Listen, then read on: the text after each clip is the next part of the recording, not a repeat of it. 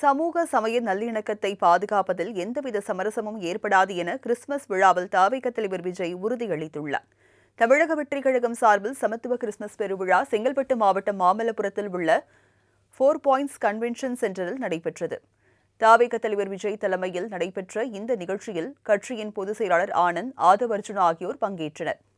QR code உள்ளவர்களுக்கு மட்டுமே நிகழ்ச்சியில் அனுமதி வழங்கப்பட்ட நிலையில் நலத்திட்ட உதவிகள் வழங்கப்பட்டது. இதையடுத்து பேசிய தவிக தலைவர் விஜய், அன்பான அழகான தருணம் இது என்றும், அன்பும் கருணையும் எல்லாவற்றிற்கும் அடிப்படை, இந்த இரண்டுமே இருக்கும் மனதுதான் தாய் மனது என கூறினார். எல்லாத்துக்குமே அடிப்படை. இது ரெண்டுமே இருக்கிற மனசு தானே தாய் மனசு.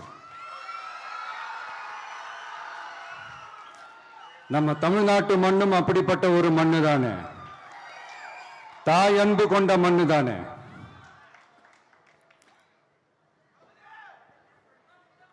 ஒரு தாய்க்கு எல்லா பிள்ளைகளும் ஒண்ணு தானே.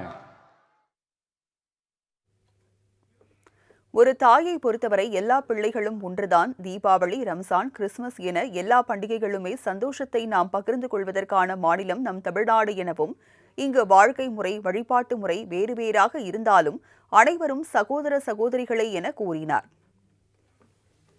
பொங்கல், தீபாவளி, ரம்ஜான், கிறிஸ்துமஸ்னு இந்த மாதிரி எல்லா பண்டிகைகளும் எல்லாரும் சந்தோஷமா ஷேர் பண்ணிக்க கூடிய ஒரு ஊரு தானே நம்ம ஊரு. இங்க வாழ்க்கை முறையும் வழிபாட்டு முறையும் வேறு வேறுனாலும் நாம் எல்லாருமே சகோதரர்கள் தானே. உண்மையான நம்பிக்கை மட்டும்தான் நல்லிணக்கத்தை விதைக்கும். நம்பிக்கை என்ற ஒன்று இருந்துவிட்டால் எந்த பிரச்சனையையும் எதிர்த்து வெற்றி பெறலாம் என அறிவுரை வழங்கிய விஜய் யோசேப்பு கதையை விவரித்தார்.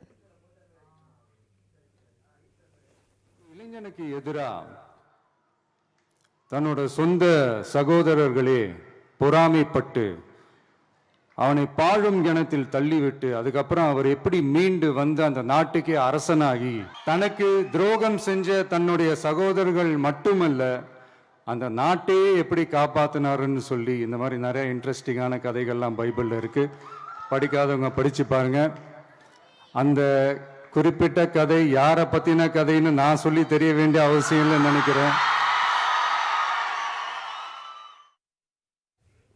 ஒரு இளைஞனுக்கு எதிராக அவரது சொந்த சகோதரர்களை பொறாமைப்பட்டு பாழும் கிணற்றில் தள்ளி விட்டதை அடுத்து மீண்டு வந்த யோசேப்பு நாட்டுக்கே அரசனாகி தனக்கு துரோகம் செய்த சகோதரர்களை மட்டும் இன்றி நாட்டையே எப்படி காப்பாற்றினார் என்கிற கதை புனிதமான பைபிளில் இருப்பதாக கூறினார்.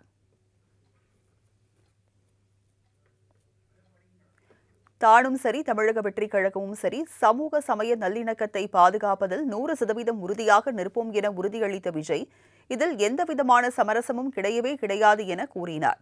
மேலும் மதசார்பற்ற சமூக நீதி கொள்கைகள் என பெயர் வைத்ததை நிறைவு கூர்ந்தவர், நிச்சயமாக ஒரு ஒளி பிறக்கும், அந்த ஒளி நம்மை வழிநடத்தும் என கூறி கிறிஸ்துமஸ் வாழ்த்து தெரிவித்தார்.